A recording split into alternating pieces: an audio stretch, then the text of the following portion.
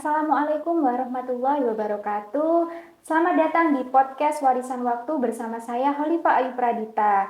Nah, di podcast kali ini kita akan membahas salah satu topik yang sangat menarik, yaitu tentang migrasi orang Jawa di Suriname bersama dua narasumber kita, ada Kak Dela dan Kak Sofi. Halo. Nah, jadi sebelumnya mari kita bayangkan dulu nih gimana sih suasana di akhir abad ke-19. Jadi di akhir abad ke-19 ini, tepatnya di utara Amerika Selatan ada sebuah negara yang bernama Suriname. Nah, negara ini merupakan salah satu negara dari koloni Belanda yang menjadi rumah bagi perkebunan-perkebunan besar saat itu yang menghasilkan gula dan juga kakao. Namun di tahun 1863 terjadi penghapusan perbudakan yang menyebabkan kurangnya tenaga perkebunan milik pemerintah kolonial Belanda pada saat itu. Sehingga untuk mengatasi masalah ini, pemerintah kolonial Belanda akhirnya mencari solusi yang praktis, yaitu memigrasi orang Jawa ke Suriname. Nah, dari sinilah nih kisah ini mulai terjadi. Oke, selanjutnya nih, saya akan membuka dengan data yang menarik, di mana migrasi ini kan bukan hanya tentang memindahkan satu orang ke satu tempat, dari satu tempat ke tempat lain. Namun migrasi ini di dalamnya juga ada kisah tentang tantangan, harapan, dan juga adaptasi. Bayangkan saja nih, ribuan orang Jawa harus bermigrasi meninggalkan tempat kelahiran mereka, budaya mereka, keluarga mereka, pergi ke tempat yang belum pernah mereka ketahui sebelumnya. Nah, maka dari itu, bagaimana sih menurut Kak Adela atau Kak Sofi, apakah mereka akan berhasil? Ya menurut tanggapan saya ya, mereka itu sebenarnya sudah berhasil, tetapi tentunya perjalanan mereka itu bukan suatu hal yang mudah. Karena kan mereka ada di komunitas baru, di lingkungan baru, jadi pasti ada tantangan-tantangan yang mereka hadapi seperti itu. Seperti kayak mempertahankan bagaimana identitas kebudayaan mereka Jawa yang ada di Suriname. Oh, terima kasih Kak Dela. Nah, sekarang kita masuk di segmen pertama, yaitu tentang sejarah dan juga latar belakang migrasi orang Jawa ke Suriname. Pertama, saya ingin tanya nih pada Kak Sofi, bagaimana bisa orang Jawa ini sampai ke Suriname? Nah, awalnya itu orang-orang Jawa bisa datang ke Suriname pada akhir abad ke-19. Nah, kenapa ke Suriname? Karena kan tadi sudah dijelaskan oleh Kak Ayu kalau Suriname itu salah satu daerah koloninya Belanda, dan di sana banyak sekali perkebunan-perkebunan besar yang membutuhkan tenaga kerja yang besar juga. Nah, berhubung perbudakan dihapuskan, jadi di sana kekurangan tenaga kerja, sehingga di sini adanya kontrak kerja dengan orang-orang Jawa untuk dikirimkan ke Suriname. Kalau menurut Kak Adela, bagaimana? Ya, kalau menurut saya menyambung dari pernyataan dari Kak Sofia, jadi untuk mengisi kekosongan tenaga kerja yang ada di Suriname ini, pihak kolonial Belanda ini membawa orang Jawa yang ada di Indonesia ini ke Suriname. Karena kan pada saat itu Indonesia ini masih menjadi wilayah koloni dari Belanda. Jadi antara tahun 1890 sampai 1939 ini orang Indonesia atau orang Jawa khususnya itu dibawa ke Suriname untuk melakukan kontrak kerja. Namun uniknya di sini, setelah kontrak kerjanya ini sudah selesai, mereka justru lebih memilih untuk menetap di Suriname. Wah, luar biasa sekali ya berarti. Nah, yang ingin saya tanyakan, orang Jawa ini kan dimigrasi ke Suriname. Bagaimana sih cara perekrutan pekerja tersebut? Apakah memang mereka bersukarela bermigrasi ke sana, atau mungkin ada unsur keterpaksaan dari hal ini? Untuk awal proses perekrutannya itu memang berdasarkan dengan kontrak kerja, di mana nanti orang-orang Jawa itu pertama kali akan tiba di 19 Agustus 1890. Nah, di mana mereka itu datang untuk menjadi pekerja buruh di Marienburg, yang merupakan salah satu perkebunan terbesar di koloni yang dimiliki oleh salah satu perusahaan dagang Belanda, yang tidak salah namanya NHM. Netherlands Handels Massapits. Nah, di mana NHM inilah yang yang menjadi pengangkut, yang bertanggung jawab untuk mengangkut orang-orang Jawa ke Suriname untuk kemudian nanti diambil alih ke pemerintah kolonial ibu kota Batavia dan Paramaribo. Itu ibu kotanya Suriname. Oh, baik. Iya. Sangat memprihatinkan sekali ya Kak, berarti kisah tentang migrasi orang Jawa ke Suriname. Mereka mau bermigrasi kan dijanjikan agar mendapat kehidupan yang layak. Namun pada kenyataannya ternyata mereka banyak mengalami kesulitan. Salah satunya kan kurangnya kebebasan kan bagi mereka. Apakah benar? Iya, benar. Iya benar. Jadi itu bisa memberikan kita kayak gambaran ya kalau memang pada zaman itu pada masa kolonial itu pemerintahnya sudah sangat keras dan itu juga berdampak pada kehidupan manusia atau masyarakat Jawa yang ada di dalamnya. Baik, terima kasih Kak Dela. Nah, sebelumnya saya ini penasaran sekali, kenapa sih harus suku Jawa yang dimigrasi ke Suriname? Kenapa bukan dari suku-suku lain?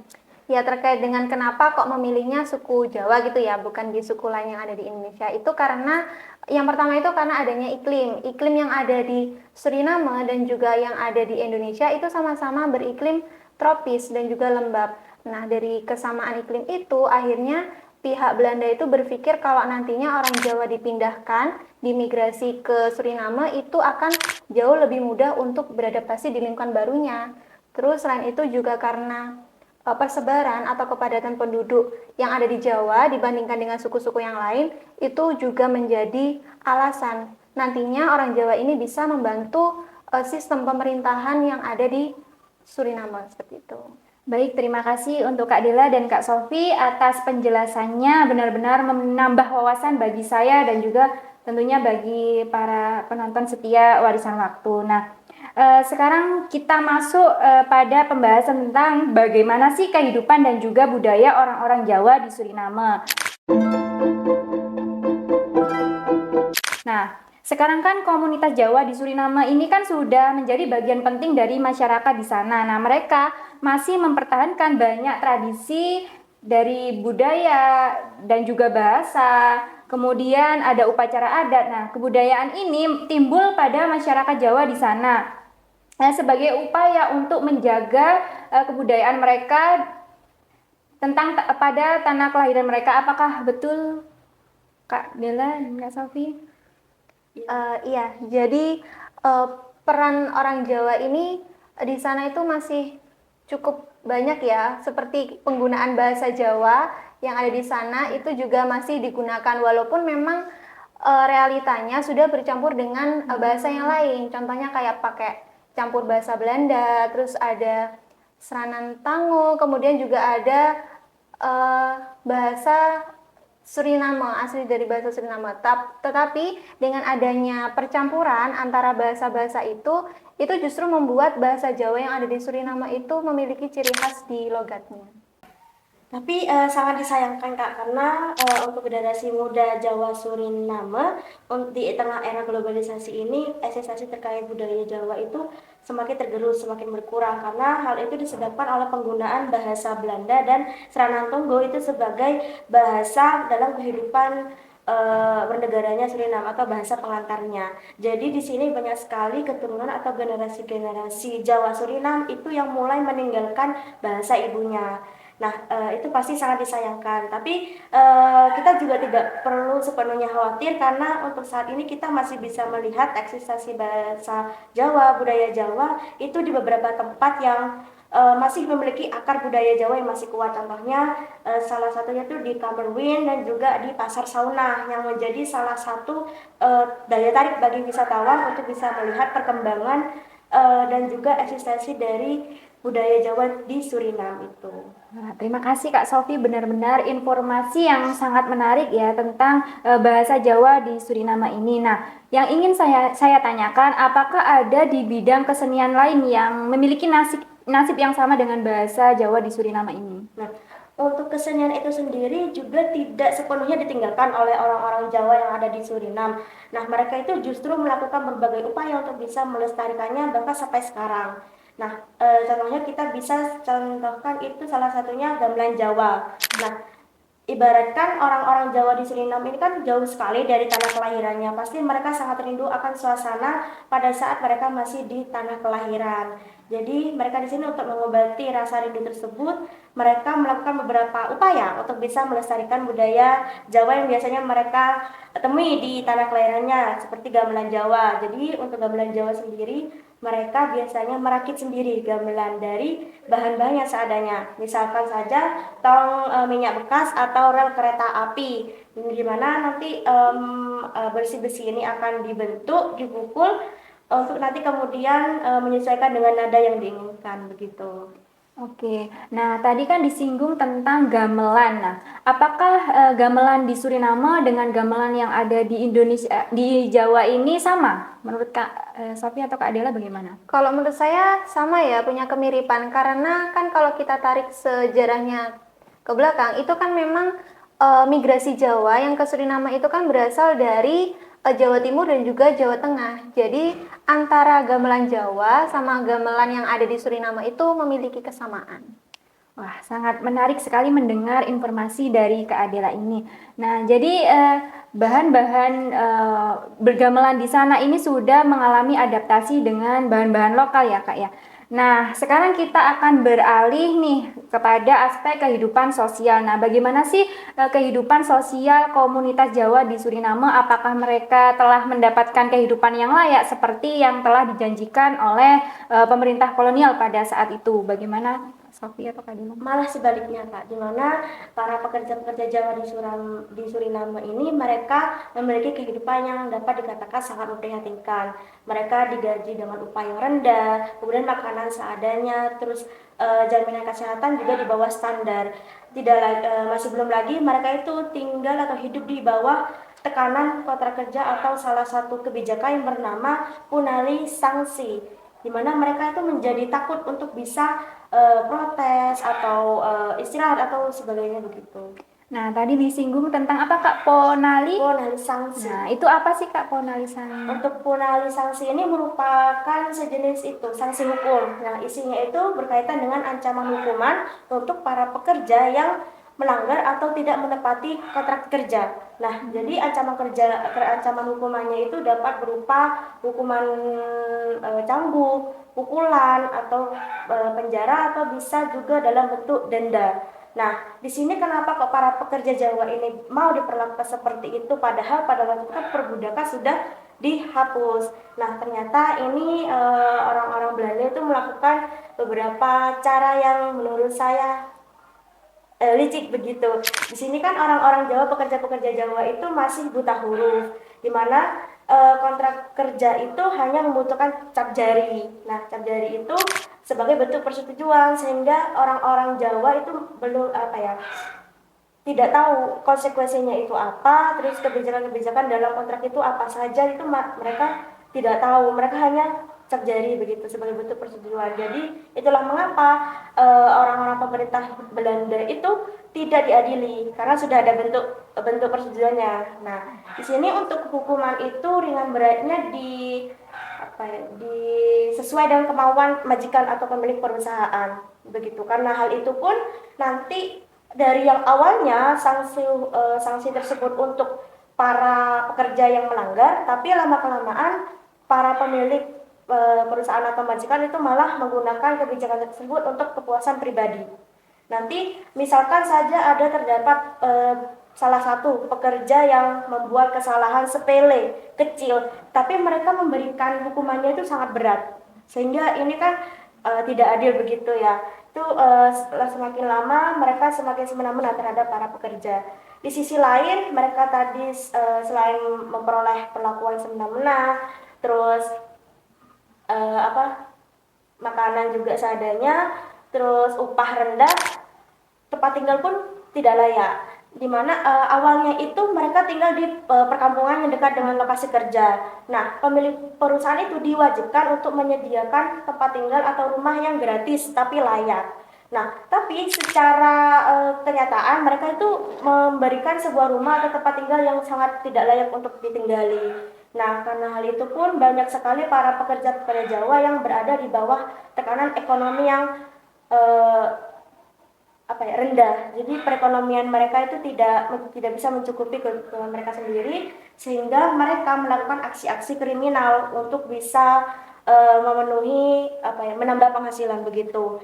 Nah, contoh kriminal itu seperti judi.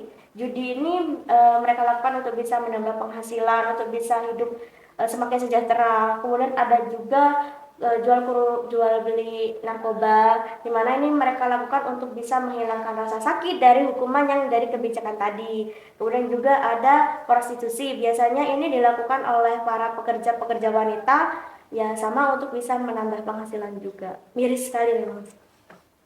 Hal itu juga diperparah dengan ini ya, kondisi sekitar tahun 1910 itu di mana Suriname sedang mengalami krisis ekonomi karena adanya Perang Dunia ke-1. Jadi dengan adanya peristiwa itu, akhirnya banyak perusahaan-perusahaan yang gulung tikar, dan itu kan juga mengakibatkan para para pekerja itu mengalami pengangguran. Kemudian juga setelah adanya itu, kemudian juga ada sebuah kebijakan di mana akhirnya para pekerja ini dipindah untuk menjadi petani padi. Kemudian juga dihapuskan itu kebijakan Puanali Sanksi itu ya. Nah, itu pada tahun 1931.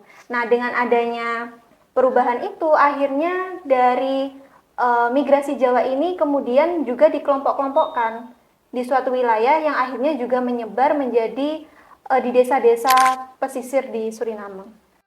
Nah, jadi kehidupan yang mereka jalani selama periode migrasi ini benar-benar kehidupan yang sangat memprihatinkan ya Kak ya. Nah, bagaimana kalau kita lanjutkan pembahasan kita tentang bagaimana sih Kak peran orang Jawa ini di Suriname? Ya, jadi orang Jawa yang di Suriname ini juga berkontribusi ya, tidak hanya di bidang politik ataupun di bidang sosial saja, tetapi juga berkontribusi di berbagai bidang. Contohnya itu mungkin seperti dalam konteks politik, di mana orang-orang Jawa di Suriname itu mereka juga aktif dalam aktivitas politik, bahkan mereka ini ada perwakilan tersendiri di parlemen. Nah, hal ini kan membuktikan bahwa orang-orang Jawa dan Suriname itu ikut andil dan berkontribusi dalam pengambilan keputusan dan pembangunan negara. Ya, kalau di bidang pemerintahan itu ya, jadi mereka juga ada yang menjadi pejabat tinggi dan ikut membuat suatu kebijakan yang nantinya juga ditaati atau digunakan oleh masyarakat umum. Jadi kan ini juga menjadikan atau membuktikan kepada orang lain bahwa ternyata orang migrasi Jawa itu juga berperan dalam kehidupan pemerintahan yang ada di Suriname. Dan juga selain dalam konteks pemerintahan politik, ternyata orang-orang Jawa Suriname itu terasa sekali peran mereka dalam konteks sosial dan budaya, di mana banyak sekali musisi-musisi atau seniman asal Jawa Suriname yang mereka itu terkenal dan berpengaruh. Nah, musisi dan seniman ini mereka memperkenalkan tradisi-tradisi Jawa kepada masyarakat Suriname, sehingga ini pasti akan bisa menambah keragaman budaya di sana. Mungkin bisa diceritakan nggak Kak salah satu acara budaya yang menunjukkan pengaruh dari orang Jawa di Suriname ini? Salah satu budaya yang menarik itu ya, yang sering ditampilkan itu pas hari raya Imlek Jawa. Jadi pada saat festival Imlek itu tidak hanya dihadiri oleh migrasi Jawa saja, tetapi juga dihadiri oleh masyarakat umum yang ada di Suriname. Itu kan juga bisa sebagai menunjukkan kepada orang lain bahwa ini loh identitas kami sebagai orang Jawa, seperti itu. Selain itu juga ada festival ini dilaksanakan untuk bisa menampilkan tari-tarian, musik-musik tradisional Jawa. Nah, festival ini akan menjadi daya tarik tersendiri kan bagi orang-orang untuk bisa melihat apa sih budaya-budaya Jawa yang ada di Suriname. Kemudian festival ini juga akan menjadi sarananya efektif untuk bisa melestarikan budaya-budaya Jawa di Suriname supaya tetap hidup walaupun di luar Jawa. Oh, jadi festival-festival ini bukan hanya tidak hanya seru ya Kak untuk dihadiri, namun juga memiliki peran yaitu untuk tetap melestarikan kebudayaan Jawa yang ada di Suriname ini, terutama kan di sana pasti ada generasi-generasi muda. Nah, generasi ini nantinya juga akan bisa melihat dan juga ikut melestarikan kebudayaan yang ada di sana. Apakah benar, Kak Adela? Iya benar. Jadi salah satu festival atau tradisi yang ditampilkan itu contohnya ada gamelan tadi ya, kemudian juga ada tari kreasi Jawa. Itu juga bisa menunjukkan kepada masyarakat bahwa itu merupakan salah satu identitas dari migrasi Jawa. Baik, semoga ya ke depannya budaya ini semakin dihargai dan juga tetap dilestarikan sampai saat ini. Nah, ngomong-ngomong soal pelestarian budaya nih Kak, apa saja sih tantangan yang dihadapi oleh komunitas Jawa di Suriname dalam melestarikan kebudayaan tersebut?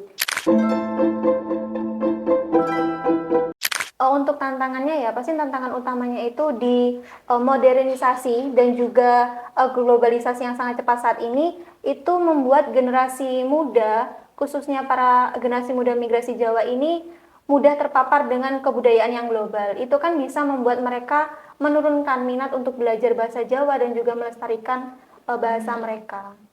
Ya. Dan untuk juga pada masa sekarang, saat ini itu banyak sekali generasi-generasi muda yang mulai belajar budaya-budaya Jawa itu. Nah, di mana mereka belajarnya dari pendidikan formal atau dari komunitas budaya. Dari sekarang kan sudah banyak ya komunitas budaya Jawa di Suriname. Nah, itu mereka manfaatkan itu untuk bisa belajar kembali dan bisa melestarikan budaya-budaya Jawa di sana. Nah, tadi kan bicara tentang tantangan. Nah, bagaimana sih generasi muda ini ikut terlibat dalam pelestarian budaya Jawa di Suriname ini? Kalau untuk bagaimana ya mereka melestarikan gitu ya, itu para generasi muda yang ada di Suriname, khususnya para migrasi Jawa itu mereka berusaha untuk belajar, mengikuti workshop, kemudian juga mengadakan acara-acara festival, itu kan juga melestarikan dan juga menunjukkan kepada masyarakat umum yang ada di sana. Nah, apakah ada peran dari media sosial mungkin Kak Dila? Iya, ada peran. Jadi kan ya sekarang kan dunianya digital ya. Jadi mereka juga pasti menggunakan media sosial untuk menyebarkan kebudayaan dan juga melestarikan kepada masyarakat luas. Nah, bagaimana sih Kak komunitas Jawa ini memanfaatkan teknologi atau media sosial dalam memperkuat pelestarian budaya mereka? Teknologi dan media sosial memang sangat penting ya untuk pada zaman sekarang. Nah, untuk masyarakat Jawa yang ada di Suriname, mereka itu sangat aktif untuk bisa mempromosikan budaya Jawa. Banyak dari mereka yang sudah memiliki akun sosial media sehingga nanti bisa dimanfaatkan mereka untuk membuat konten-konten begitu. Kemudian juga adanya grup atau komunitas budaya yang semakin banyak sehingga nanti mereka bisa menyelenggarakan sebuah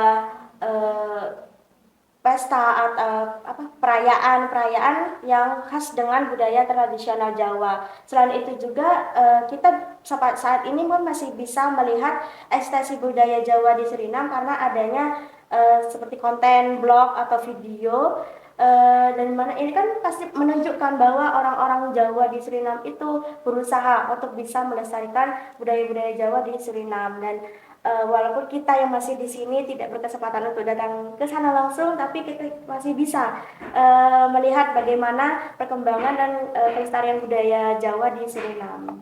Berarti sangat menarik sekali ya Kak ya. Nah, apakah ada nih peran dari pemerintah atau lembaga lokal yang ada di sana? Ya, tentunya ada ya. Pemerintah Suriname juga sebenarnya sudah sangat mendukung untuk pelestarian budaya Jawa ini. Mereka juga sudah membantu tentang pendanaan, misalnya pendanaan acara festival, acara-acara seperti itu. Kemudian juga tentang pendidikan, kursus, itu juga sudah ada pendanaan dari pemerintah sendiri. Tapi tentunya untuk melestarikan, untuk tetap mengeksistensikan budaya Jawa ini juga masih perlu dari pemerintah dan juga komunitas-komunitas lokal untuk tetap melakukan pelestariannya. Wah, ternyata peran pemerintah ini juga sangat baik ya di sana. Nah, apa sih harapan dari Kak Adela atau Kak Sofi tentang komunitas Jawa yang ada di Suriname ini? Tentunya harapan saya ya, semoga kebudayaan Jawa yang ada di Suriname itu tetap terus berkembang, tetap terus dilestarikan agar hal itu bisa menjadi suatu identitas dan juga bisa diperkenalkan oleh masyarakat luas. Untuk saya sendiri, saya juga berharap akan adanya upaya-upaya inisiatif lah dari generasi-generasi muda khususnya untuk bisa melestarikan budaya tradisional Jawa di sana. Nah, hal ini kita juga walaupun kita dari jauh, kita harap kita juga bisa membantu mereka dengan yang menyebarkan atau membagikan momen-momen misalnya festival atau budaya-budaya Jawa yang ditampilkan di Suriname, misalkan untuk kita kita share kepada teman-teman yang mungkin masih belum tahu akan adanya budaya Jawa di Suriname. Terima kasih untuk Kak Adila dan Kak Sofi. Tidak terasa kita sudah sampai di penghujung podcast pada episode kali ini. Sangat menarik sekali ya topik tentang migrasi orang Jawa ke Suriname. Kita jadi banyak tahu dan menambah wawasan terutama bagi para penonton setia Warisan Waktu ini. Jangan lupa untuk para penonton untuk like, subscribe maupun follow media sosial kita. Feel free kalau kalian mau komen. Terima kasih. Sekian dari saya. Wassalamualaikum warahmatullahi wabarakatuh. Dadah.